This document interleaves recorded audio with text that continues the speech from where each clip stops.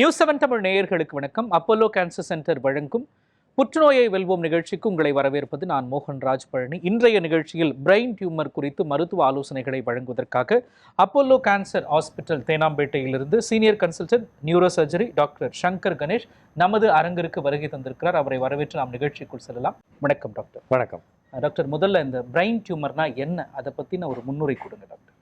Brain டியூமர்னா பிரெயின்லேருந்தே வளரக்கூடிய கட்டி. அது வந்து சாதாரண கட்டியாக இருக்கலாம், இல்லைன்னா மற்ற பாடி பார்ட்ஸ்லேருந்து பரவி அங்கே வந்து மூளைக்கு போகிற கட்டியாக இருக்கலாம். ஸோ அது வந்து ஒரு சாதாரணமான கட்டியாக இருந்தால் பிரச்சனை இல்லை. அப்நார்மல் கட்டினா இப்போ வந்து மற்ற இதுலேருந்து பரவக்கூடிய கேன்சர் கட்டியாகவும் இருக்கலாம்.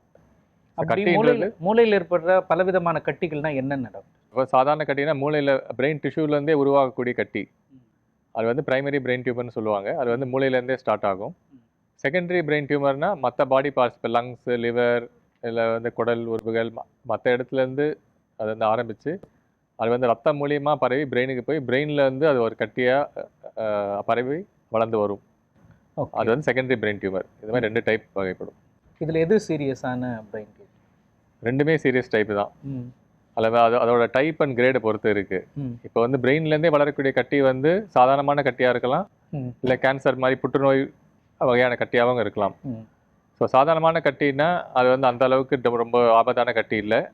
அதுக்கான வந்து ட்ரீட்மெண்ட் பார்த்து வந்து பூர்ணமாக குணமடையக்கூடிய கட்டியாக இருக்கும். நம்மளுடைய மூளையில் ஒரு கட்டி ஏற்பட்டிருக்கு அப்படிங்கிறத எந்தெந்த அறிகுறிகள் வச்சு நாம் தெரிஞ்சுக்கலாம்? அது எந்த அளவுக்கு நம்ம உடலில் பாதிப்பை ஏற்படுத்தும் டாக்டர்? மூளையில் வந்து கட்டி எந்த பகுதியில் இருக்குன்ற பொறுத்து தான் அதோட அறிகுறியெல்லாம் நமக்கு தெரியும். இப்போ வந்து தலைவலி, யாருக்கு வேணாலும் தலைவலி வரலாம். பட் அடிக்கடி தலைவலி வருது, இப்போ இல்லை வந்து தலைவலியே வராத ஒரு நபருக்கு வந்து இப்போ புதுசாக வந்து அடிக்கடி தலைவலி வருது. அவர் வந்து கண் பார்வையில் ஏன்னா மங்கல் ஏற்படலாம், காது கேட்கறதுல வந்து குறைபாடுகள் வரலாம், இல்லை வாந்தி வரலாம், மயக்கம். இதில் வந்து அடிக்கடி வருதுன்னா அது வந்து அறிகுறியாக இருக்கலாம்.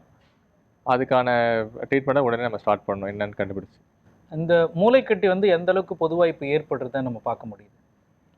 இப்போ இந்தியாவில் பார்த்தீங்கன்னா அதுக்கான ஸ்டாட்டிஸ்டிக்ஸ் வந்து ரொம்ப கம்மி, எக்ஸாக்ட் ஸ்டாட்டிஸ்டிக்ஸ் கம்மி. ஆனால் குறைஞ்சது வந்து 2 லட்சம் மக்கள் வந்து பாதிக்கப்படலாம், புது டயக்னோசிஸால் கண்டுபிடிக்கப்படுறாங்க. எதனால் இந்த மூளைக்கட்டி பிரெயின் டியூமர் ஏற்படுது அப்படிங்கிற காரணங்கள் எல்லாம் சொல்ல முடியுமாங்க? சில டைப் ஆஃப் ட்ரீட்மெண்ட் எடுத்திருக்காங்க. இப்போ வந்து ரேடியேஷன் ட்ரீட்மெண்ட் எடுத்திருக்காங்கன்னா, மற்ற ஏதாவது ப்ராப்ளத்துக்கு வந்து ரேடியேஷன் ட்ரீட்மெண்ட் எடுத்திருக்காங்க, அவங்களுக்கு வந்து பிரெயினில் வந்து டியூமர் வரலாம். சில பேருக்கு வந்து ஃபேமிலிலேயே அது மாதிரி ஜெனட்டிக் ப்ராப்ளம் இருக்கலாம். இப்போ வந்து பிரெஸ்ட் கேன்சர்லாம் வந்து ஃபேமிலியிலே வந்து வழியாக வருது இல்லையா, அந்த மாதிரி பிரெயின் டியூமர்ஸும் சில பேருக்கு வரலாம். சில டைப் ஆஃப் ஜெனட்டிக் சிண்ட்ரோம் சொல்லுவாங்க. அந்த மாதிரி இருக்கவங்களுக்கு மூளையில் கட்டி வரலாம். அப்புறம் வந்து பொல்யூஷன், என்வைரன்மெண்ட் பொல்யூஷன், இதெல்லாம் வந்து ஒரு காரணங்கள் தான். இப்போ தலைவலி அப்படிங்கிறது ஒரு அறிகுறியாக நம்ம பார்த்தோம்னா, மற்ற காரணங்களால் தலைவலி வரத்துக்கும் இல்லை மூளையில் ஒரு கட்டி ஏற்பட்டனால தலைவலி வரத்துக்கும் வேறுபாடை நம்ம ஏதாச்சும் பார்க்க முடியுங்களா? தலைவலின்றது ரொம்ப காமன், பொதுவான ஒரு சிம்டம். அது நிறைய பேருக்கு ஒரு தலைவலி வராத மனுஷன் இருக்க முடியாது. ஸோ இது வந்து அதான் தலைவலியே இப்போ பழக்கமே இல்லாமல், இப்போ அடிக்கடி தலைவலி வராத ஒரு நபருக்கு வந்து புதுசாக தலைவலி வருது, அது தூங்கி எழுந்துச்ச உடனே காத்தால வர தலைவலி, இதெல்லாம் வந்து கொஞ்சம் சீரியஸான டைப்பாக இருக்கலாம். அதை உடனே என்னன்னு நம்ம டெஸ்ட் பண்ணி கண்டுபிடிக்கிற மாதிரி இருக்கும். இந்த பிரெயின் டியூமரை ஆரம்பத்திலேயே கண்டறிஞ்சு குணப்படுத்துவது எந்த அளவுக்கு சாத்தியம்? இப்போ எந்த ஒரு நோயாக இருந்தாலுமே அது ஆரம்பத்திலே நம்ம கண்டுபிடிச்சிட்டு அது சின்னதாக இருக்கும்போது ட்ரீட்மெண்ட் பார்த்தா அதோட நல்ல அவுட்கம் இருக்கும். பிரெயின் டியூமர் அந்த மாதிரி தான். இப்போ வந்து இப்போ அறிகுறி தெரியுது, இப்போ தலைவலி இருக்குது, 1 வாரம் ஆகியும் அதை மாத்திரை சாப்பிட்டா சரியா. தலைவலியை தாண்டி வேற என்ன அறிகுறிகள் வந்து எந்த பகுதி மூளையில் வந்து பாதிக்கப்பட்டிருக்கு? இப்போ வந்து கை கால் கண்ட்ரோல் பண்ணுற நர்வ்ஸில் வந்து இப்போ இப்போ கட்டி இருக்குன்னா அவங்களுக்கு வந்து கை கால் பலவீனம் ஆகலாம், கை கால் நடுக்கம் ஏற்படலாம். இப்போ வந்து பேசும் பகுதியை மூளையில் பேச்சு கண்ட்ரோல் பண்ணுற இடத்துல வந்து கட்டி வருது, அவங்க வந்து பேசுறதுக்கு கஷ்டப்படுவாங்க, ஒரு மாதிரி குளறி பேசலாம். இல்லை வந்து இப்போ சிறுமூளையில் கட்டி இருக்குன்னா அவங்க வந்து நடந்து போகும்போது தடுமாற்றம் ஏற்படலாம், ஸ்டெடியாக நடக்க முடியாமல் அவங்க வந்து தடுமாறி நடக்கலாம். ஸோ அதான் மூளையில் எந்த பகுதியில் இருக்கோ அந்த பகுதிக்கான நரம்பு வந்து சரியாக வேலை செய்யாது. ஸோ அந்த அறிகுறியை வந்து நம்ம ரொம்ப சிம்பிளாக கேஷுவலாக விட்டுறாமல் டாக்டரை கன்சல்ட் பண்ணி அதுக்கான ட்ரீட்மெண்ட் ஸ்டார்ட் பண்ணும். புற்றுநோய் அப்படிங்கிறது எப்போ ஏற்படும், எந்த வயசில் ஏற்படும் அப்படின்னு தெரியாது. அப்படின்னாலுமே பிரெயின் டியூமர்ஸ் இந்த வயசில் இருக்கிறவங்களுக்கு தான் காமனாக ஸ்டார்ட் ஆகுது அப்படின்னு ஏதாச்சும் சொல்ல முடியுங்களா? அந்த மாதிரி பொதுப்படையாக நம்ம சொல்ல முடியாது. எந்த வயசுல இருந்தாலும் வரலாம்.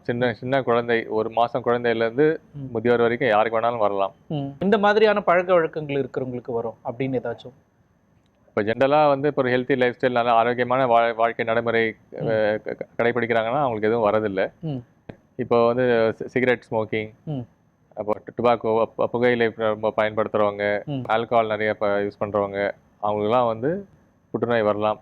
உடம்புல எந்த பகுதியிலையும் வரலாம், அதே மாதிரி பிரெயின்லேயும் அதே மாதிரி மொழியில் புற்றுநோய் வரலாம். ஏற்கனவே ஒருத்தர் வந்து வேற நோயாலேயோ இல்லை மற்ற உறுப்புகளில் பிரச்சனை இருக்கிறதுனால மற்ற நோய்கள் வந்து அது மூளைக்கும் மூளை கட்டியாக மாறுவதற்கு வாய்ப்பு இருக்கா டாக்டர்? கண்டிப்பாக. இப்போ செஸ்ட்டில் வந்து இப்போ கட்டி இருக்குது, லங்ஸில் நுரையீரலில் கட்டி இருக்குது, இல்லை வயிற்றில் எங்கன்னா ஒரு பகுதியில் கட்டி இருக்குன்னா அந்த கட்டியில் வந்து இப்போ சில செல்ஸ் வந்து ரிலீஸ் ஆகி அது வந்து ரத்தம் மூலியமாக வந்து பிரெயினுக்கு போய் பரவணும். இல்லை வந்து மூளைக்கு போய் மூளையில அது ஒரு பகுதியில் வந்து செட்டில் ஆகி அங்கேருந்து அது வேறு எடுத்து ஒரு கட்டியாக வளரலாம். செகண்டரி பிரெயின் அது டியூமர். நார்மல் கட்டியாக இருந்து புற்றுநோயாக மாறுமா இல்லை ஏற்கனவே புற்றுநோயாக இருக்கிறது பரவுமா? புற்றுநோயாக இருக்கிறது பரவி அது மூளைக்கு போய் அங்கேயும் ஒரு கட்டியாக உருவாகலாம். மற்ற புற்றுநோய்களை காட்டிலும் இந்த மூளை கட்டி பிரெயின் டியூமர் அப்படிங்கிறது எந்த அளவுக்கு நம்ம சீரியஸாக எடுத்துக்க வேண்டிய ஒரு விஷயம்? ஏன்னா மூளையை பொறுத்த வரைக்கும் மூளைன்றது ரொம்ப ஒரு முக்கியமான உறுப்பு, அது மெத்தனமான உறுப்பும் கூட. அதில் வந்து இப்போ வந்து லிவர்னு எடுத்துக்கிட்டாக்கா அதில் வந்து ஒரு பாதி இல்லை ஒரு கால்வாசி லிவர் வந்து டேமேஜ் ஆகிடுச்சுனாலும் அது வந்து சரியாக வேலை செய்யும். அது இல்லாமலே ஒரு மனுஷனால் பண்ணலாம். அப்படி தேவைப்பட்டால் டிரான்ஸ்பிளான்ட்னு சொல்கிறாங்க இல்லையா, இன்னொரு மாற்று அறுவை சிகிச்சை பண்ணி வச்சுக்கலாம். பிரெயினுக்கு அந்த மாதிரி கிடையாது. இப்போ வந்து கை கால் கண்ட்ரோல் பண்ணுற ஒரு நர்வ்ஸ் வந்து டேமேஜ் ஆகிடுச்சுன்னா அவங்களுக்கு பக்கவாத மாதிரி வந்துடும். அதை நம்ம சரியாக பண்ண முடியாது. அது எந்த மருந்து மாத்திரையும் அது மாதிரி கிடையாது. அது மாதிரி இப்போ அந்த கட்டி போய் அந்த பகுதி நரம்பை வந்து பாதிச்சிருச்சுன்னா அது வந்து பெர்மனன்ட் டேமேஜ் ஆயிடுச்சு, அந்த நர்வ்ஸ் வந்து ஒன்றுமே செய்ய முடியாது போயிடுச்சுன்னா அந்த மனிதருக்கு அது வந்து பெர்மனன்ட் டேமேஜ் தான் அது. அதனால் மற்ற உறுப்போட மூளையில் வர கட்டி வந்து ரொம்ப ஆபத்தான கட்டி, அதோட பின் விளைவுகளும் ரொம்ப ஆபத்தானதாக இருக்கும். நீங்கள் ஏராளமான நோயாளிகளை பார்த்துருப்பீங்க டாக்டர். இப்போது ஒரு சிலர் வந்து ஏற்கனவே அவங்களுக்கு மூளை கட்டி வந்திருக்கும், பிரெயின் டியூமர் இருக்கும், ஆனால் அது தெரியாமல் அதுக்கான அறிகுறிகளும் இருந்திருக்கும். அதை அலட்சியப்படுத்தி இது வேற ஏதோ நோய் அப்படின்னு அவங்க நினச்சிட்டு அதுக்கு வேற ஏதோ ட்ரீட்மெண்ட்ஸ் எல்லாம் பார்த்துருப்பாங்க. அந்த மாதிரி எதெல்லாம் தப்பாக நினச்சி அலட்சியப்படுத்தியிருக்காங்க? பொதுவாக வந்து தலைவலினா சாதாரணமான தலைவலி அப்படின்னு சொல்லிட்டு அதுக்கு ஒரு பெயின் கில்லர் மெடிசன் மெடிக்கல் ஷாப்பில் பெயின் கில்லர் வாங்கி சாப்பிட்டுட்டு அப்போ சாப்பிட்டா தலைவலி சரியாக கூட போகும். அந்த டைமில் சரியாக போயிடுச்சுன்னு அப்படி விட்டுருவாங்க. ஆனால் மயக்கம் வர்றதுன்னு யாருக்கு வேணாலும் மயக்கம் வரலாம். ரொம்ப காமன் சிம்டம் தான் மயக்கம் வர்றது. ஸோ அது சாதாரண நான் சாப்பிடாம இருக்கேன் அதனால தான் மயக்கம் வந்துச்சு, இல்லை வெயிலில் போனதுனால மயக்கம் வந்துச்சுன்னு சொல்லிட்டு அவங்களா தண்ணி குடிச்சு இல்லை மாத்திரை சாப்பிட்டுட்டு அதை அப்படியே விட்டுருவாங்க. அடிக்கடி இது மாதிரி பிரச்சனை வருது அப்படின்னு சொல்லும் போது அவங்க வந்து ஒரு ஹாஸ்பிட்டலோ டாக்டரை கன்சல்ட் பண்ணி அது என்னன்னு அதுக்கு ஒரு தீர்வை காணணும். இப்போ டெஸ்ட் பண்ணிட்டு எதுவும் இல்லை சாதாரணமாக ஒன்றும் இல்லைன்னு சொல்லிட்டாங்கன்னா அது வேறு விஷயம். பட் அதை ஃபஸ்ட்டு போய் கன்சல்ட் பண்ணணும், டாக்டரை பார்த்து இல்லை ஹாஸ்பிட்டலுக்கு போயிட்டு அதுக்கான டெஸ்ட்லாம் பண்ணி கண்டுபிடிக்கணும். சாதாரணமான இதுன்னு சொல்லிட்டாங்கன்னா பிரச்சனை இருக்காது. பட் கட்டி இருக்குன்னா அதுக்கான ட்ரீட்மெண்ட் ஸ்டார்ட் பண்ணிடணும். இப்போ இதுக்கு நம்ம டெஸ்ட் எடுக்கணும்னா பர்டிகுலராக இப்போ ஒருத்தருக்கு மயக்கம் வருது அப்படின்னா நமக்கு வந்து பிரெயின் டியூமர் தான் இருக்குன்னு அவங்களால முதல்ல அப்படி இருந்தாலுமே அதை நிறைய பேர் ஏற்றுக்க மறுக்கிறாங்க. நமக்கு இருக்குமா இல்லையா அப்படி அந்த ஒரு பயமே, அதனாலே டெஸ்ட்டுக்கு போகிறதுக்கு பயப்படுறாங்க. எந்த டெஸ்ட் எடுக்கணும் டாக்டர்? இப்போ நம்ம முழு உடல் பரிசோதனை மாதிரி எடுக்கிறதுல இதெல்லாம் வருமா? அதில் வந்து பிரெயின் டியூமருக்கு வந்து ஸ்பெசிஃபிக்காக எதுவும் டெஸ்ட் கிடையாது. பிளட் டெஸ்ட்லாம் பண்ணுவாங்க, ஹார்ட்டுக்கு செக் பண்ணுவாங்க, அதெல்லாம் வந்து பொதுப்படையான டெஸ்ட் தான். இப்போ பிரெயினில் டியூமர் இருக்கா இல்லையான்னு கண்டுபிடிக்கணும்னா நம்ம பிரெயினுக்கு வந்து எம்ஆர்ஐ ஸ்கேன் தான் பண்ணணும். அதில் தான் கரெக்டாக தெரியும் கட்டி இருக்கா இல்லையான்னு சொல்ல முடியும். ஓகே, டெஸ்ட்லையும் நம்ம பார்த்து கரெக்டாக தான் எடுக்கணும். ஆமாம். ஓகே, இது சந்தேகம் இருந்தால் ஒரு நபருக்கு வந்து மூளையில் கட்டி இருக்குமோன்னு ஒரு சந்தேகம் இருந்தால் தான் அந்த டெஸ்ட் பண்ண போகிறோம். எல்லாருக்கும் பண்ண போகிறது இல்லை. இப்போ general checkup, master health checkup சொல்கிறாங்க, முழு உடல் பரிசோதனை பண்ணும்போது அதில் பிரெயினுக்கான தனியான செக்கை வந்து பண்ண மாட்டாங்க. ஏதோ அறிகுறி இருக்குது அந்த மாதிரி செக் பண்ணும்போது அவருக்கு வந்து தலைவலி மயக்கம் இருக்குது இல்லை அடிக்கடி இது மாதிரி நரம்பியல் சம்மந்தமான அறிகுறி தெரியுதுன்னா அப்போ டாக்டர் ரெக்கமெண்ட் பண்ணுவாங்க ஸ்கேன் பண்ண சொல்லி. அந்த எம்ஆர்ஐ ஸ்கேன் பண்ணால் நமக்கு தெரியும் இருக்குதா இல்லையா. ஓகே டாக்டர், இப்போது பிரெயின் டியூமர் அப்படின்னு எடுத்துட்டோம்னா எந்த மாதிரியான கட்டிகளுக்கு என்னென்ன ட்ரீட்மெண்ட்ஸ் இப்போ இருக்கும்? எல்லா துறைகளிலுமே இப்போ தொழில்நுட்பம் வளர்ந்துருக்கு. அந்த மாதிரி மருத்துவத்துறையில் பிரெயின் டியூமருக்கு என்ன மாதிரியான அட்வான்ஸ்டு ட்ரீட்மெண்ட்ஸ் இப்போ இருக்குது டாக்டர்? இப்போ பிரெயின் டியூமர் பொறுத்த வரைக்கும் ஃபஸ்ட்டு லைன் ஆஃப் ட்ரீட்மெண்ட் வந்து சர்ஜரி தான், மைக்ரோ சர்ஜரி இப்போ சொல்கிறோம். இப்போ வந்து சின்னதாக தலையில் வந்து ஒரு ஆப்ரேஷன் பண்ணி மைக்ரோஸ்கோப் வச்சு அது கட்டியை வந்து முழுசாக எடுக்கிறது தான் பிளான். இப்போ கட்டியை வந்து ஃபுல்லாக எடுக்கணும். அது பயாப்சின்னு சொல்லுவாங்க. அந்த ஒரு கட்டி டிஷ்யூ எடுத்து டெஸ்டிங் கொடுப்போம். அந்த டெஸ்டிங்கில் தான் வந்து அது என்ன மாதிரி கட்டி, சாதாரண கட்டியா கேன்சர் வகைப்பாடு கட்டியா, அது என்ன கிரேடு என்ன டைப்பு அதான் தெரிய வரும். ஸோ ட்ரீட்மெண்ட் வந்து ஒவ்வொரு கட்டிக்குமே ட்ரீட்மெண்ட் வந்து மாறும். ஸோ சில கட்டிக்கு வந்து நம்ம ஃபுல்லாக வேரோடு எடுத்துட்டாலுமே கூட வந்து மற்ற டைப் ஆஃப் ட்ரீட்மெண்ட் தேவைப்படும். So first line of treatment வந்து சர்ஜரி தான், ஆப்ரேஷன் தான் பண்ணணும். மூளையில் கட்டி ஏற்பட்டுச்சுன்னா அதுக்கு ஆப்ரேஷன் தான் ஒரே தீர்வு. ஆனால் அதில் நிறைய தொழில்நுட்ப வசதிகள் இப்போ வந்திருக்கு. ஆமாம். ஓகே டாக்டர், இப்போது ஒருத்தருக்கு ஆப்ரேஷன் அப்படின்னா அந்த பக்க விளைவுகள் என்னென்னலாம் மூளையில் நம்ம ஆப்ரேஷன் பண்ணுறப்போ வரத்துக்கான வாய்ப்புகள் இருக்குது? மூளையில் ஆப்ரேஷன் பண்ணும்போது வந்து பிளட் லாஸ் ஆகலாம், ரத்த கசிவு ஏற்படலாம், அதெல்லாம் ரொம்ப கம்மி தான். பட் இதெல்லாம் வந்து இருக்குது. ரத்த கசிவு ஏற்படலாம். அதை ஆப்ரேஷன் பண்ணும்போதே அதை பார்த்து கண்ட்ரோல் பண்ணிவிடுவோம். இன்னொன்று வந்து வலிப்பு நோய் வரலாம். மூளையில் வந்து எந்த கட்டி இருக்குது, இல்லை அடிபட்டு ரத்த கசிவு வர்றது, ஸ்ட்ரோக் மாதிரி வந்து எது வந்தாலுமே வலிப்பு நோய் ஏற்படலாம். அதே மாதிரி ஆப்ரேஷன் பண்ணுறதுனாலையுமே கட்டி இருந்தாலே வலிப்பு நோய் வரலாம். கட்டி ஆப்ரேஷன் பண்ணக்கூடிய டைம்லேயுமே வலிப்பு வரலாம். ஆனால் அதுக்கெல்லாம் வந்து வராமல் இருக்கிறதுக்கு முன்னெச்சரிக்கையாக வந்து இன்ஜெக்ஷன்லாம் ஸ்டார்ட் பண்ணிவிடுவோம். அதுக்கான மருந்தெல்லாம் கொடுத்துட்டோம்னா வலிப்பு வரதான வாய்ப்பு வந்து ரொம்ப ரொம்ப கம்மி. இப்போ ஒருத்தருக்கு நம்ம பிரெயின் டியூமருக்கான அறுவை சிகிச்சை செஞ்சு முடிச்ச பிறகு திரும்பவும் அவருக்கு மூளைக்கட்டி ஏற்பட வாய்ப்பு இருக்கா? ஏற்படலாம். அது கட்டியோட தன்மையை பொறுத்து, டைப் ஆஃப் டியூமர்னு சொல்லுவாங்க இல்லையா, அது சாதாரணமான கட்டியா இல்லை வந்து கேன்சர் டைப் ஒரு வேகமான வளரக்கூடிய கட்டியாக இருக்கலாம். கேன்சர் டைப் இல்லாமல் சாதாரண கட்டி கூட சில கட்டியோட தன்மை அது மாதிரி அது வந்து வேகமாக வளரக்கூடிய தன்மை உண்டு. அதுக்கு நம்ம வந்து அந்த கட்டி ஆப்ரேஷன் பண்ணும்போது பார்த்து வேரோட எடுத்துட்டா கூட அது பக்கத்தில் இருந்த செல்ஸ்லேருந்து திருப்பி அதை ஆரம்பித்து கட்டியாக வளரலாம். அது வளராமல் இருக்கிறதுக்கு வேறு விதமான ட்ரீட்மெண்ட் கொடுத்து அதை கண்ட்ரோல் பண்ணணும். ஒரு ஆக்சிடெண்ட்டில் கீழே விழுந்துடுறாங்க, தலையில் அடிப்படுது, இல்லை மற்ற விதத்தினால தலையில் காயம் ஏற்படுதுன்னா அப்போது மூளைக்கட்டிக்கு ஏற்படுறதுக்கான சான்சஸ் ஏதாச்சும் இருக்குங்களா? அடிப்படுறதுனால மூளையில் கட்டி வரவே வராது. அதுக்கான வாய்ப்பே கிடையாது. அடிபட்டு வர டேமேஜ் வேற. ஆனால் அதனால் வந்து புற்றுநோயோ இல்லை சாதாரணமான கட்டியோ எதுவும் மூளையில் வராது. மூளையில் கட்டி வந்து அடுத்த நோய்க்கு இது ஒரு காரணமாக அமையும் அப்படின்னா என்ன சொல்லலாம் டாக்டர்? மூளை கட்டி வந்து ஜென்ரலாக வந்து மற்ற இடத்துக்கு பரவாது. மற்ற உறுப்பில் கட்டி வந்தால் அது பரவி மூளைக்கு போகலாம். ஆனால் மூளையில் இருக்கக்கூடிய கட்டி வந்து பரவி மற்ற உறுப்புக்கு போகாது. ஆனால் அப்படி சொல்கிறமே தவிர ஆனால் மூளை தான் வந்து எல்லா உறுப்புமே கண்ட்ரோல் பண்ணுது. இப்போ ஹார்மோன்ஸ், பாடி ஹார்மோன்ஸ், மற்ற ஆர்கன்ஸ் எல்லாமே வந்து பிரைமரி கண்ட்ரோல் வந்து பிரெயின் தான்.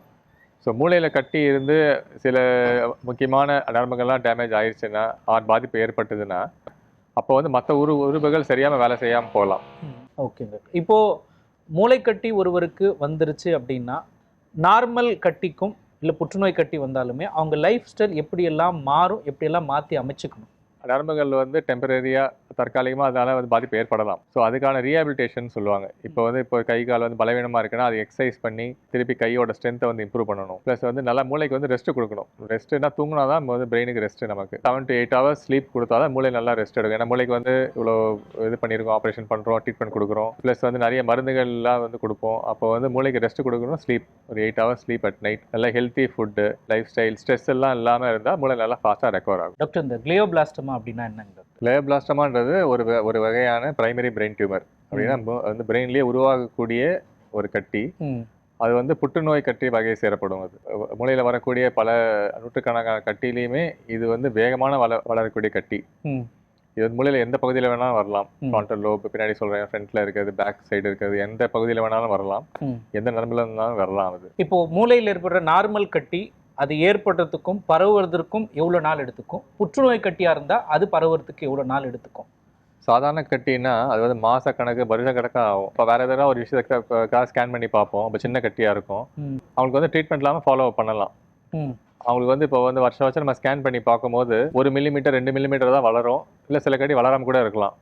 ஆனால் கிளையோபிளாஸ்டமான்றது வந்து வேகமாக வளர்ந்து பரவக்கூடிய கட்டி. அது அந்த வேகம் அப்படின்னா இத்தனை மாதத்துக்குள்ளே வளரும், வார கணக்கிலே வளர்ந்துடும். அது சில வாரங்கள்லையும் சில மாதங்கள்லையும் வளர்ந்துடும். சில பேருக்குலாம் நம்ம ஸ்கேன் பண்ணி பார்க்கும்போது இந்த மாதம் இருக்கக்கூடிய கட்டி வந்து அது டபுள் த சைஸ் ஆகிடும். அடுத்த மாதம் பார்க்கும்போது 2 மடங்கு பெருசாகிடும். உடனே ஒரே மாதத்துக்கு 2 மடங்கு பெருசாகிடும்.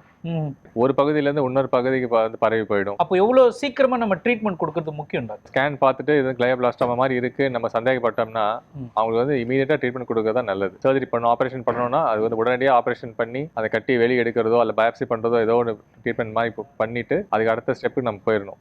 மூளையில் கட்டி ஏற்பட்டதுன்னா நம்மளுக்கு மனநிலை சார்ந்து ஏதாச்சும் பிரச்சனைகள் ஏற்பட வாய்ப்பு இருக்கா டாக்டர்? உறுப்புகள் செயல் எடுக்கிறதோ உறுப்புகளில் மாற்றமை தாண்டி நம்ம சிந்தனை திறன்லையோ இல்லை யோசிக்கிறதுலையோ அந்த மாதிரி ஏதாச்சும் மாற்றங்கள் ஏற்படுமா? நம்ம மூளையில் வந்து ஃப்ரான்டல் லோப்னு சொல்கிறோம், ஃப்ரண்ட்டில் இருக்காது. அந்த ஃப்ரான்டல் லோப் தான் நம்ம வந்து செயல்திறன், சிந்தனை, மெமரி, இன்டெலிஜென்ஸ்லாம் சொல்கிறோம் இல்லையா, அதெல்லாம் வந்து ஃப்ரான்டல் லோப்பில் தான் இருக்குது. இப்போ அங்கே வந்து ஏதோ கட்டி இருக்குன்னா இந்த மாதிரி செயல்திறன் அதெல்லாம் வந்து பாதிப்பு ஏற்படும். மனநிலை மாற்றங்கள் ஏற்படும். இப்போ நம்ம ட்ரீட்மெண்ட் அப்படின்னு பார்க்குறப்போ சர்ஜரியை தாண்டி என்னென்ன ட்ரீட்மெண்ட் எல்லாம் இப்போ இருக்கிற தொழில்நுட்ப காலகட்டத்தில் இருக்குங்க? சர்ஜரியிலே வந்து நிறைய டைப்ஸ் இருக்குது. அதில் வந்து மினிமலி இன்வேசிவ் சர்ஜரின்னு சொல்கிறோம். இப்போ நிறைய சொல்கிறாங்க இல்லையா, கீ ஹோல் சர்ஜரி, அந்த மாதிரிலாம் வந்து பிரெயினில் கூட எண்டோஸ்கோபிக் சர்ஜரின்னு இருக்குது. ஒரு சின்ன வந்து ஹோல்ஸ் போட்டு, ஸ்கல்ல சின்ன ஹோல்ஸ் போட்டு அது வழியாக எண்டோஸ்கோப் செலுத்தி நம்ம வந்து சர்ஜரி பண்ணி அதை ஒரு கட்டி எடுக்க முடியும். ப்ளஸ் வந்து மைக்ரோ சர்ஜரின்னு சொல்கிறோம். ஆப்ரேட்டிங் மைக்ரோஸ்கோப் வச்சு அதை வந்து நல்லா ஜூம் பண்ணி பார்த்து நார்மல் பிரெயின் டிஷ்யூ இது கட்டி எதுன்னு வந்து அதெல்லாம் வித்தியாசம் தெரியும். அதில் வந்து சேஃபாக ஆப்ரேஷன் பண்ணி எவ்வளோ பெரிய கட்டியாக இருந்தாலும் எடுக்கக்கூடிய நிலைமையில் இப்போ நம்ம இருக்கோம். அது இல்லாமல் ஸ்டீரியோடாக்டிக் சர்ஜரின்னு சொல்கிறாங்க. இப்போ கம்ப்யூட்டர் கைடட் சர்ஜரி, இப்போ நம்ம ஜிபிஎஸ் யூஸ் பண்ணுறோம் இல்லையா, கூகுள் மேப்லாம் யூஸ் பண்ணுறோம். அதான் ஜிபிஎஸ் மாதிரி பிரெயினுக்கு நேவிகேஷன் சிஸ்டம்னு இருக்குது.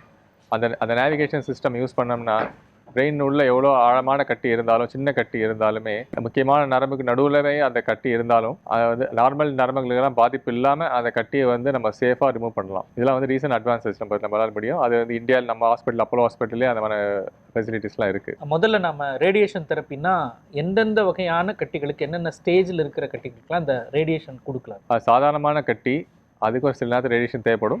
புற்றுநோய் டைப்பான கட்டிக்கும் ரேடியேஷன் தேவைப்படலாம். இப்போ சாதாரண கட்டி அப்படின்னா இப்போ வந்து ஷோனோமா, மெனிஞ்சோமான்னு சொல்கிறோம். அது மாதிரி கட்டி இருக்குது. சின்ன கட்டியாக தான் இருக்கும் அது. நம்ம ஆப்ரேஷன் பண்ணிவிட்டு முக்கியமான நரம்பில் ஒட்டிகிட்டு இருக்கிறதால ஒரு சின்ன பகுதியை வந்து விட்டுட்டு வந்துடலாம். ஏதோ ஒரு கட்டி சின்னதாக இருக்குது அப்படின்னாலுமே அதுக்கு வந்து ரேடியேஷன் கொடுத்து சைபர் நைஃப் ரேடியேஷன் சொல்லுவோம். அது சைபர் நைஃப் ரேடியேஷன்னா மற்ற நார்மல் பிரெயினுக்கெல்லாம் பாதிப்பு இல்லாமல் கட்டிக்கு மட்டுமே ஃபோக்கஸாக ரேடியேஷன் கொடுப்பாங்க. அது வந்து 2 நாள் 3 நாள் தான் கொடுக்க வேண்டிய அவசியம் இருக்கும். அது பண்ணாலே அந்த கட்டி வந்து திருப்பி வளராமல் ஸ்டாப் பண்ணிடலாம். இப்போ வந்து புற்றுநோய் டைப்பான கட்டி இருந்தாலுமே அதுக்கு வந்து ரேடியேஷன் கண்டிப்பாக தேவைப்படும்.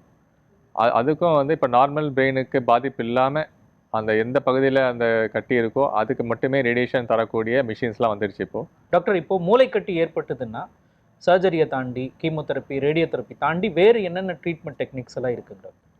இப்போ வந்து இம்யூனோதெரப்பின்னு சொல்கிறாங்க. அந்த இம்யூனோதெரப்பி வந்து இப்போ வந்து ரீசெண்டாக வந்திருக்கக்கூடிய ட்ரீட்மெண்ட் அது. அது மூலியமாக வந்து பாடியோட அந்த இம்யூன் சிஸ்டம் சொல்கிறோம், அதை வந்து நம்ம கொஞ்சம் ஆல்டர் பண்ணி அந்த கட்டியை தாக்கி அந்த கட்டியை வந்து நம்ம வந்து குறைக்கிறதுக்கான வழி இருக்குது. மூளைக்கட்டி ஏற்பட்டு அதுக்கான சர்ஜரி எல்லாம் பண்ண பிறகு இந்தந்த வேலைகளை தான் செய்யணும், இதெல்லாம் செய்யக்கூடாது, அவங்களுடைய வாழ்க்கை முறை இப்படி தான் இருக்கணும், இந்த சேஞ்சஸ் எல்லாம் அவங்க பண்ணிக்கணும் அப்படின்னா என்னென்ன? சாதாரண கட்டியை வந்து பிரெயினில் இருக்குது, சின்ன கட்டியாக இருக்குது, அதனால் ஒரு பெரிய பாதிப்பு இல்லை. ஒரு மனிதருக்கு வந்து ஆப்ரேஷன் பண்ணுறோம், ஆப்ரேஷன் பண்ணதுக்கப்புறமா ஒரு பெரிய பாதிப்பு இல்லைன்னா அவங்க வந்து படிப்படியாக அவங்களோட இயல்பான வாழ்க்கை முறைக்கு அவங்க போயிடலாம். அவங்க இப்போ நம்ம முன்னாடியே சொன்ன மாதிரி இதெல்லாம் பிரெயினில், மூளையில் வந்து இப்போ கட்டி இருக்குது, ஆப்ரேஷன் பண்ணுறோன்னா வலிப்பு நோய் வரக்கூடிய வாய்ப்பு இருக்குது. அது வலிப்பு நோய் வராமல் இருக்கிறதுக்கான மருந்தெல்லாம் ஏற்கனவே கொடுத்துருப்போம். அந்த மருந்தை வந்து கரெக்டாக அவங்க டைமுக்கு சாப்பிடணும். மற்ற என்ன மருந்துகள் இப்போ மருத்துவர் கொடுக்குறாருன்னா அந்த ப்ரிஸ்கிரிப்ஷனை ஃபாலோ பண்ணணும். ஹெல்த்தி ஃபுட்டை சாப்பிட்டா போதும். இப்போ நல்ல பழங்கள், பச்சை காய்கறிகள், நல்லா சத்துள்ள ஆகாரம் இதெல்லாம் சாப்பிட்டா பாடி வந்து ஜென்ரலாகவே நல்லா ஸ்ட்ராங்காக இருக்கும், இம்யூனிட்டி நல்லா டெவலப் ஆகும். இதெல்லாம் தவிர்த்துடணும். நீங்கள் சாப்பிட்றதுலையும் உங்களுடைய பழக்க வழக்கங்களில் இதெல்லாம் தவிர்த்துடணும் ஆஃப்டர் பிரெயின் டியூமர். அதை கெட்ட பழக்க வழக்கங்களை வந்து நிறுத்தணும். இப்போ வந்து சிகரெட் பிடிக்கிறாங்க, புகை பிடிப்பது, புகை இலை ப்ராடக்ட்ஸை யூஸ் பண்ணுறது, மது அருந்துவது, இதெல்லாம் வந்து தவிர்க்கணும். ப்ளஸ் வந்து நிறைய வந்து இந்த சுகரில் செஞ்ச ப்ராடக்ட்ஸ்லாம் சாப்பிடாம இருந்தால் அப்போ பிரெயின் டியூமர் வளர்ச்சியும் கொஞ்சம் கம்மியாகும். இந்த காலத்தில் எல்லாருக்குமே ஸ்ட்ரெஸ் இருக்குது, ஆஃபீஸ் ஸ்ட்ரெஸ்ஸு, ஸ்டடீஸ். அந்த ஸ்ட்ரெஸ் மேனேஜ்மெண்ட் பண்ணணும். எப்படி? அந்த வேலையை செய்யும் போது மட்டும் அதை பற்றி யோசிக்கணும், அதையே யோசிச்சுட்டே இருக்கக்கூடாது. ஃபேமிலி கூட டைம் ஸ்பெண்ட் பண்ணணும். ஒரு மனிதருக்கு வந்து எதில் நல்லா பிடிச்சி ரிலாக்ஸாக இருக்கும். சில பேருக்கு வந்து மியூசிக் கேட்டால் நல்லா ரிலாக்ஸ்டாக இருப்பாங்க, மூவிக்கு போனால் ரிலாக்ஸ்டாக இருப்பாங்க, இல்லை பீச், பார்க், வாக்கிங் போனால் ரிலாக்ஸ்டாக இருக்கும் அவங்களுக்கு. இல்லை பெட் அனிமல்ஸ் வளர்க்குறாங்கன்னா அது கூட விளையாடும் போது நல்ல மைண்ட் ரிலாக்ஸாக இருக்கும். டாக்டர், இப்போ ஸ்ட்ரெஸ்ன்றது ஒரு உணர்வு, ஒரு மன அழுத்தம். இந்த உணர்வு அப்படிங்கிறது நோய் ஏற்படுறதுக்கு எந்த அளவுக்கு காரணமாக இருக்குது? பின்விளைகள்லாம் வரலாம். ஹார்ட் வந்து வீக் ஆகிடலாம், அது மாதிரி வந்து லங்ஸ்லாம் வீக் ஆகலாம், இம்யூனிட்டி வந்து கம்மியாகும். ப்ளஸ் இதனால் வந்து மற்ற நோய்கள்லாம் வரலாம். இப்போ இம்யூனிட்டி கம்மியாச்சுனாலே வந்து கேன்சர் வரலாம் சில மனிதர்களுக்கு. ஸோ அதெல்லாம் தவிர்க்கணும்னா ஸ்ட்ரெஸ்ஸை வந்து கம்மி பண்ணணும். ஓகே. இப்போது இந்த மூளைக்கட்டிகள் சார்ந்து வரக்கூடிய நோய்களுக்கு இதுக்கு ட்ரீட்மெண்ட் கொடுக்க அப்போலோ கேன்சர் சென்டர் எந்த அளவுக்கு எக்யூப்டாக இருக்குது, அதை பற்றி சொல்லுங்கள். மூளை வரக்கூடிய கட்டி ட்ரீட்மெண்ட் பார்த்தீங்கன்னா இப்போ பிரெயின் டியூமருக்கு சர்ஜரி பண்ணோன்னா அது பண்ணக்கூடிய மைக்ரோஸ்கோப் லேட்டஸ்ட் மோஸ்ட் அட்வான்ஸ் மைக்ரோஸ்கோப்னு சொல்லுவோம். அது வந்து எல்லா தன்மையும் இருக்குது. அதில் வந்து ஃப்ளூரசன்ஸ்னு சொல்லுவோம். எல்லா இப்போ ஹைலி மேக்னிஃபைட் சர்ஜரி பண்ணுறதுக்கான எல்லா கருவிகளும் அங்கே இருக்குது. எண்டோஸ்கோப் சர்ஜரி பண்ணலாம், ஸ்டீரியோடாக்சிக் சர்ஜரியும் பண்ணலாம். ஸ்டீரியோடாக்சிக் நான் சொன்னேன் இல்லை, ஜிபிஎஸ் மாதிரி மூளையில் வந்து நேவிகேட் பண்ணி போகக்கூடிய கருவி அங்கே இருக்குது. அந்த சர்ஜரியை தாண்டி போனோம்னா இப்போ வந்து ரேடியேஷன் எடுத்தோம்னா சைபர் நைஃப் ரேடியேஷன் தெரப்பி, அப்புறம் வந்து ஐஎம்ஆர்டி, ஐஜிஆர்டி பண்ணக்கூடிய எல்லா ரேடியேஷன் கருவிகளும் அங்கே இருக்குது. அப்புறம் கீமோதெரப்பி பண்ணக்கூடிய வல்லுநர்கள் அங்கே இருக்காங்க. அதுக்கான தனியான வார்டு இருக்குது. அந்த வார்டில் வந்து கீமோதெரப்பி பேஷண்ட் ஹேண்டில் பண்ணக்கூடிய specially train nurses and doctors இருக்காங்க. ஸோ ஒரு பேஷண்ட் வந்து டியூமர்னு வராங்கன்னா அது ஒரு ஹோலிஸ்டிக் ட்ரீட்மெண்ட்னு சொல்லுவோம். Surgery, radiation therapy, chemotherapy, immunotherapy, latest treatment பண்ணக்கூடிய எல்லா கருவிகளும் இருக்குது, எல்லா வல்லுநர்களும் அங்கே இருக்காங்க. மூளைக்கட்டி ஏற்பட்ட ஒரு நோயாளி இந்த இந்த ட்ரீட்மெண்ட்டுக்கு ஒத்துழைக்கும் வகையில் எப்படியெல்லாம் தங்களை தயார்படுத்திக்கணும்? ஸோ ஃபேமிலி சப்போர்ட் வந்து ரொம்ப இம்பார்ட்டன்ட். பேஷண்ட் ஃபேமிலி அவர் 2 பேரும் அந்த கட்டியை பற்றி புரிஞ்சுக்கணும். ஸோ மருத்துவர்கிட்ட பேசி அந்த கட்டி என்ன மாதிரி கட்டி, என்ன பின்விளைவுகள் வரலாம், அதுக்கு ட்ரீட்மெண்ட் என்னெல்லாம் ஆப்ஷன் இருக்குது, இதெல்லாம் புரிஞ்சுக்கணும். அவங்க அதில் மருத்துவர் கூட சேர்ந்து ஆலோசனை பண்ணிட்டு அதுக்கான ட்ரீட்மெண்ட் உடனடியாக ஸ்டார்ட் பண்ணணும். ஸோ கட்டி இருந்தாலுமே அதுக்கான ட்ரீட்மெண்ட் ஆப்ஷன் நிறைய இருக்குது இப்போ நம்மளுக்கு. ஸோ அதுலேருந்து வெளியே வரக்கூடிய வாய்ப்பு நிறைய இருக்குது. ஸோ அது மனசில் எல்லாம் தைரியமாக வச்சுக்கிட்டு அந்த ஃபேமிலி சப்போர்ட்டோட ஒரு பேஷண்ட் வந்து அதுலேருந்து நல்லா வெளியே வரலாம். ஃபேமிலி மெம்பர்ஸ்க்கு என்ன சொல்லணும்னு நினைக்கிறீங்க? ஃபேமிலி மெம்பர்ஸ் வந்து எமோஷனல் சப்போர்ட். ஒரு பேஷண்ட் மாதிரி இருக்காருன்னா அவரை மனது உடஞ்சி போய் ட்ரீட்மெண்ட் இல்லை அப்படின்லாம் சொல்லாமல் அவர் வந்து அதுலேருந்து வெளியே வரக்கூடிய அந்த மன தைரியத்தை வந்து ஃபேமிலினால தான் கொடுக்க முடியும். எமோஷனல் சப்போர்ட் அண்ட் இது ஃபேமிலி கவுன்சிலிங் அது ரொம்ப இம்பார்ட்டன்ட். ஓகே. இப்போ மூளையில் நான் சாதாரணமாக ஏற்படுற கட்டிகள் இல்லை புற்றுநோய் கட்டியாக இருந்தால் இதுக்கு ட்ரீட்மெண்ட்டான கால அளவு எவ்வளோ எடுத்துக்கும்? சாதாரணமான கட்டி இருக்குது, அதுக்கு வந்து ஆப்ரேஷனே போதும் அப்படின்னா நம்ம சர்ஜரி பண்ணி விடுறோம். அதில் வந்து 1 வாரத்துக்குள்ளே அவங்க வீட்டுக்கு போயிடுவாங்க. 3 நாள் 4 நாள் வீட்டுக்கு போயிடலாம். அதுக்கப்புறமா வந்து வீட்டிலேருந்து இந்த எக்ஸசைஸு அதை இப்போ டேப்லெட்லாம் சாப்பிட வேண்டியிருக்கும். அவங்க வந்து 2 வாரம் 3 வாரத்துலேயே சில பேருக்கு வந்து வேலைக்கு போயிடலாம். இப்போ புற்றுநோய் கட்டி மாதிரி இருக்குன்னா அவங்க வந்து ரேடியேஷன் தெரப்பி, கீமோதெரப்பிலாம் கொடுத்துட்டு அவங்க உடல்நிலை ஓரளவுக்கு சீரான பிறகு அவங்க வேலைக்கு போக ஆரம்பிக்கலாம். அவங்க வாழ்நாள் முழுவதும் மாத்திரை எடுத்துட்டு இருக்கணுமா? வாழ்நாள் முழுவதும் மாத்திரை தேவையில்லை. இப்போ கீமோதெரப்பிலாம் கொடுக்குறோம்னா ஜென்ரலாக இப்போ பிரெயினில் வரக்கூடிய கட்டிக்கு வந்து 6 மாதங்கள் அந்த கீமோதெரப்பி தேவைப்படும். 6 மாதம் கீமோதெரப்பி முடிஞ்சிருச்சு, ஸ்கேன் பண்ணி பார்க்குறோம், ஸ்கேனில் வந்து மூளையில் இருக்க இதெல்லாம் வந்து நல்லா சீராக இருக்குது, ஒன்றும் பிரச்சனை இல்லை அப்படின்னு தோணுச்சுன்னா அவங்க கொஞ்சம் கொஞ்சமாக அவங்க இயல்பான வாழ்க்கைக்கு கொஞ்சம் படிப்படியாக போகலாம். அவங்க இப்போ பார்த்துட்டு இருக்கிற நேயர்களுக்கு சில அறிகுறிகள் இருக்கலாம், இன்னும் அவங்க டெஸ்ட் பண்ணாமல் இருக்கலாம். இப்படியெல்லாம் இருக்கிறப்போ அவங்களுக்கு நீங்கள் சொல்லக்கூடிய நம்பிக்கையான வார்த்தைகள் என்ன டாக்டர்? அது கட்டின்றது யாருக்கு வேணாலும் வரலாம். ஆனால் அந்த கட்டிக்கான ட்ரீட்மெண்ட் அந்த தீர்வு நம்ம கிட்ட இப்போ வந்துருச்சு. ஸோ அதனால கட்டி இருக்குமான்னு சொல்லிட்டு பயந்துகிட்டே ஸ்கேன் பண்ணாமல் இருக்கிறதுக்கு பதிலாக உடனடியாக போய் ஸ்கேன் பண்ணிட்டு டாக்டர் ஆலோசனை பண்ணி இப்போ ஸ்கேன் தான் தேவை அப்படின்னு சொல்றாங்கன்னா ஸ்கேன் பண்ணிடணும். ஸ்கேன் பண்ணி அந்த எதுவும் இல்லைன்னு சொல்லிட்டாங்கன்னா சந்தோஷம். இப்போ ஸ்கேன்ல ஏதாவது கட்டி இருக்கு, ஏதாவது பிரச்சனை இருக்குன்னு கண்டுபிடிச்சு இப்போ மருத்துவர் சொல்றாருன்னா அந்த ட்ரீட்மெண்ட்டை உடனடியாக ஸ்டார்ட் பண்ணிட்டா அது வந்து அவங்க அவுட்கம் நல்லாயிருக்கும். அது வந்து போஸ்ட்போன் பண்ணிட்டு கட்டி இல்லைன்னு சொல்லிட்டு அது பெரிய கட்டியாக வளர விட்டு அதை வந்து முத்த வச்சுக்கிட்டு போகிறதுக்கு பதிலாக அது ஸ்டார்டிங் ஸ்டேஜ்லேயே போயிட்டா ட்ரீட்மெண்ட் நல்லாயிருக்கும், ஈஸியாக சிம்பிளாக இருக்கும், அவுட்கமும் நல்லாயிருக்கும். நிறைவு கேள்வியாக கேட்குறேன் டாக்டர், இந்த புற்றுநோயை பற்றின விழிப்புணர்வு எந்த அளவுக்கு மக்களிடம் இருக்கிறதா நீங்கள் ஒரு டாக்டராக பார்க்குறீங்க? புற்றுநோய் இருந்தாலே அது வந்து தீர்வே இல்லாத ஒரு நோய், தலையில் வந்துட்டாலே வாழ்க்கை முடிஞ்சிருச்சு அப்படின்னு நினைக்கிறாங்க. அது மாதிரி கிடையாது. நான் என்ன பாவம் பண்ணணும், நாங்கள் என்ன இது பண்ணணும், அப்படி அதை எமோஷ்னலாக ரொம்ப கனெக்ட் பண்ணிக்கிறாங்க. அது மாதிரி நினைக்கிறாங்க. அது அந்த மாதிரி கிடையாது. யாருக்கு வேணாலும் வரலாம், சின்ன குழந்தை கூட வரலாம். அதான் சொல்லலாம், 1 மாதம் குழந்தை கூட வரலாம், முதியோருக்கும் வரலாம். அதான் நம்ம கையில் கிடையாது, இயற்கையில தானாக வர்றது. ஒருவேளை அது மாதிரி ஒரு பிரச்சனை ஒரு மனிதருக்கு வந்துருச்சுன்னா அதை வந்து நல்ல தைரியத்தோடு அதை ஃபேஸ் பண்ணணும். ஃபேஸ் பண்ணி அந்த ட்ரீட்மெண்ட் பார்த்தா நல்ல அவுட்கம் நல்லாயிருக்கும். மனதைரியத்தோடு எதிர்கொண்டு அதற்கான ட்ரீட்மெண்ட்டுக்கு போகிறது தான் எந்த நோயாக இருந்தாலும் நல்லது. எந்த நோயாக அதான் நல்லது. ஓகேங்க டாக்டர், இவ்வளோ நேரம் மூளை கட்டிகள் அது மட்டும் இல்லாமல் மூளையில் ஏற்படுற புற்றுநோய் கட்டிகளுக்கான மருத்துவ ஆலோசனைகளை வழங்கியதற்காக நன்றி டாக்டர். நன்றி. நேயர்களே, மீண்டும் மற்றொரு நிகழ்ச்சியில் சந்திக்கலாம். நன்றி, வணக்கம்.